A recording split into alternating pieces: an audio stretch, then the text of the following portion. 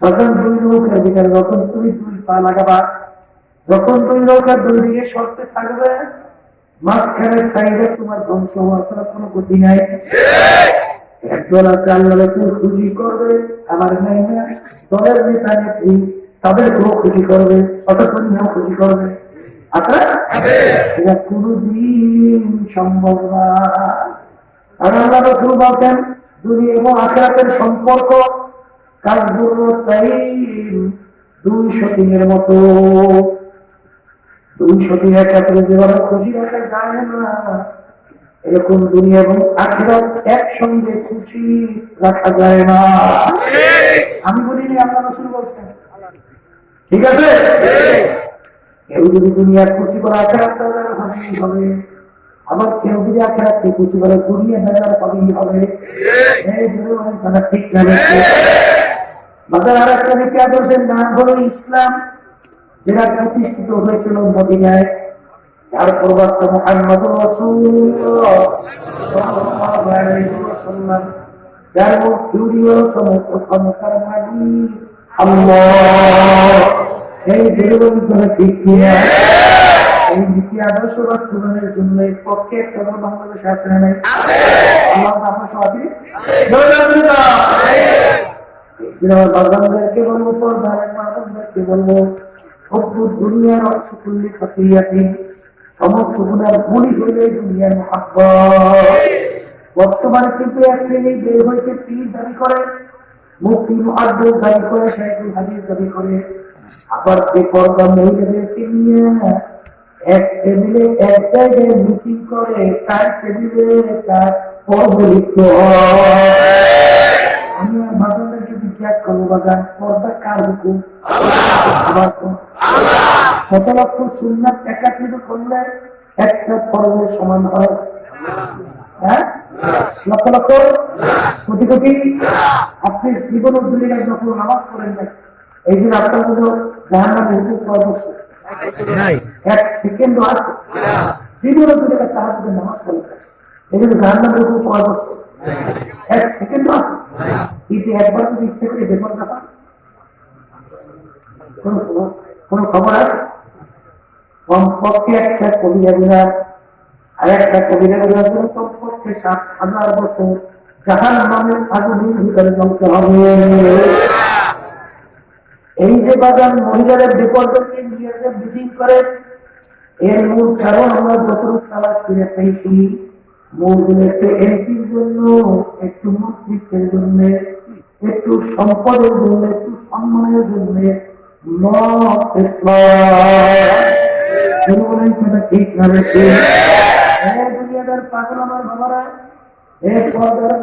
আমার মা বলে যান, আল্লাহ রাব্বুল আলামিন কিছু কোরআন কারীমে আগে তোমাকে আমাকে জানিয়ে রাখছেন, কুল হুয়াল্লাহু আহাদ আল্লাহুস সামাদ। আমার মাওলা বেনিয়ার বেপরোয়া, তামাম দুনিয়ার সমস্ত মানুষগুলি কিয়ামত পর্যন্ত আমার মাওলার নাফরমানি করো। আল্লাহ বলতেছেন, কিয়ামত একদিন কোনো ক্ষতি নাই। এই দুনিয়াদার পাগল আমার বাবা, আমার মাওলা প্রায় 18,000 কম বেশি মাখলুকাত সৃষ্টি করছেন, কি করেন নাই? এর ভিতরে একটা মাখলুকের নাম হলো মানুষ।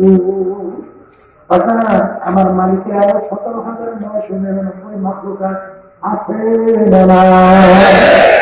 আমার মালিকের শুধুমাত্র তুমি আর আমি ইবাদত করি, তুমি আর আমি আমার মালিকের তাসবিহ তাহলিল আদায় করি। অন্যান্য মাখলুকাত যদি আমার মাওলা তাসবিহ তাহলিল আদায় করে না,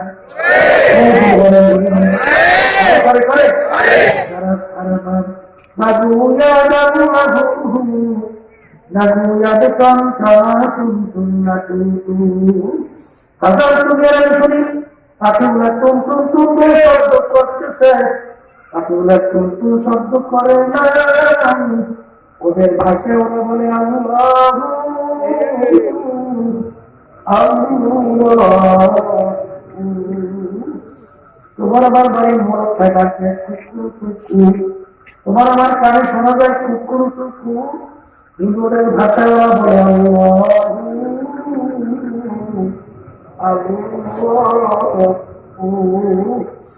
আল্লাহর বান্দারা পর্দায় মারা বলে বদলে দুনিয়া কিন্তু ক্ষণস্থায়ী, আখিরাত হলো স্থায়ী।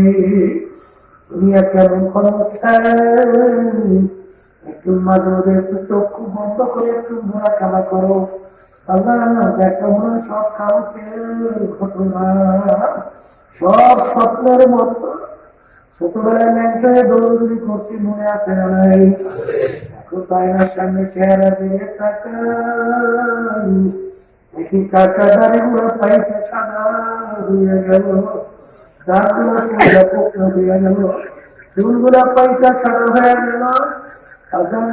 আল্লাহু আকবার। কত লোক নিয়ে একসঙ্গে বাজারে বাজার করলাম, কত লোক নিয়ে একসঙ্গে চায়ের টেবিলে চা খাইলাম, কত লোক নিয়ে একসঙ্গে গল্পের টেবিলে গল্প করলাম। এখন বাজারে যাইয়া দেখি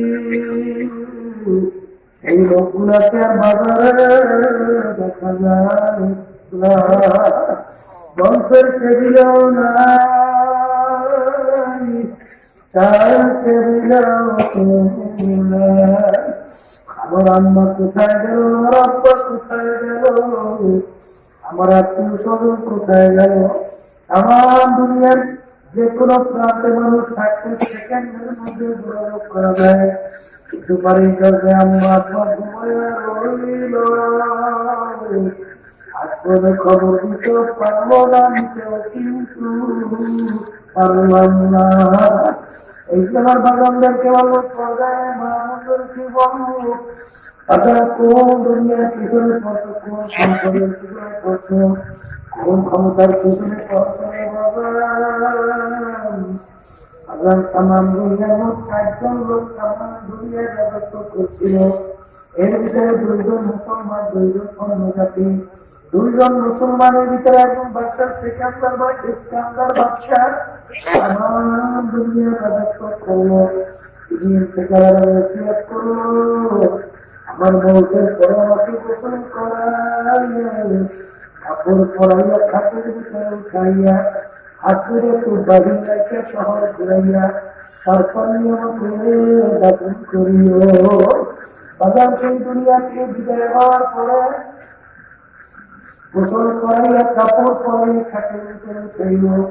এখন হাত ধরে বাহিরে নিয়ে ঘরে, যারা বোঝে না তারা বসে দেখছো আজীবন বাচ্চা আমাদের ট্যাক্স নেল। এখন মরার পরেও কেমন হাত পাইতে আছে, ওনার খাতা মন বেকার বলেরা তোমরা তো বুঝো নাই। আশ্বাস সেখানরা কিন্তু কারণ করছিল, মৌতের পরে গোসল করাইয়া, হাতের ভিতরে উঠাইয়া, কাপড় পরাইয়া, হাত বাহিরে ধুয়ে কাপড় করার জন্য। এই তামাম দুনিয়ার মানুষকে বুঝাতে চাই, ও তামাম দুনিয়ার মানুষেরা, আমি বাদশাহ সিকান্দারের মতো তোমার বাচ্চা মানুষ দ্বিতীয় কেউ হতে পারবি না। তামাম দুনিয়ার বাচ্চাই করলাম, কিন্তু যখন কবর আমি মনে করলাম, একেবারে দুইটা খালি হাত নিয়ে কবরে আরে কিছুই দিতে পারবো না। কোন সম্পদে ভালো হয়েছে, কোন সম্মানে ভালো হয়েছে, সেখানে আমাকে বলতেছিল, একটা বড় ধনী মানুষ মারা যাওয়ার পরে যত অন্ধকার হয়ে আসতেছে, ঘর থেকে ডাক দিয়া বলে রাস্তাকে ঘরে রাখা যাবে না। ছোট ছোট বাচ্চারা মরা লাভ দেখলে ভয় মাছের ভিতরে খাদ্য করলে খাটের ভিতরে খাইয়া সারা মাছের পাড়া চালাইয়া রাখলো। আর কষ্টে কামাই করা টাকার বাড়ি তাকে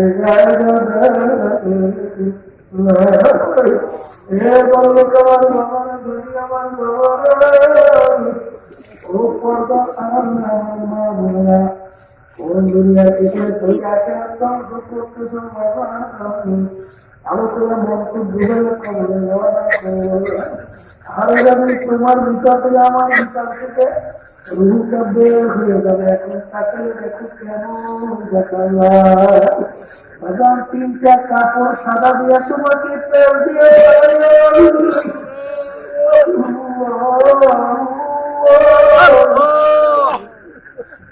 মাথার ভিতরে একটা বান, মাথার ভিতরে একটা বান, গায়ের ভিতরে একটা বান দিয়ে তোমাকে সোজা করে ফেলে রাখবে। এখন তাকে রাখো কেমন দেখা যায়। এখন মন ফিরে যাওয়ার মন মন বুঝে কিন্তু পারবে মনকে ডাকতে বলে মন মাথার বান্ধে বুঝাবে আর কোনদিন মাথা সত্যি বাজার বান্ধে বুঝাবে আর কোনদিন উঠে বসার সত্যি পায়ের বান্ধে বুঝাবে আর কোনদিন থেকে চলার সত্যি আমার ভালো বাবারা এ পর্দার মনে হারাচ্ছে হারাম বলো না, দুঃখে খুব ভালো না, সুখে খুব ভালো না। সরকারি দলের সঙ্গে জড়াইয়া ক্ষমতার বলে টেন্ডারবাজি চাঁদাবাজি, সরকারি মাল লুটপাট কইরা ধোঁকাবাজি কইরা জরুর কইরা সম্পদ বসে কার জন্য রাইখা এত টাকা রাখা কোথায়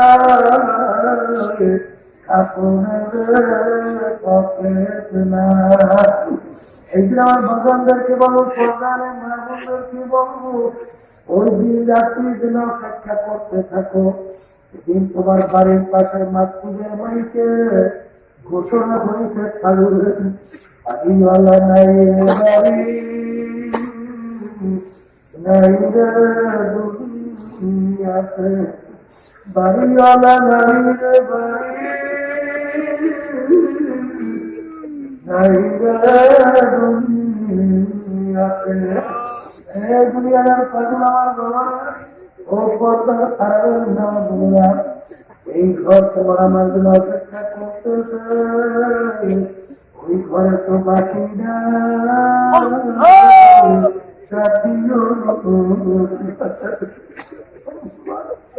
ওই ঘরে তো বিশালা, ওই ঘরে তো বংশ না ফরমান যখন আর দেখে তোর পাশে দাদা দিয়ে টাকা রাখে মাটি বাবা রাখে মাটি নিচে মাটির বিছানা উপরতে চাপা মাটি হাইয়া গাইতে পারবা। দুনিয়ার পাগল আমার বাবা, এখন নাফার মধ্যে বিদিক না পেলে আমার আল্লাহকে ডাকবে,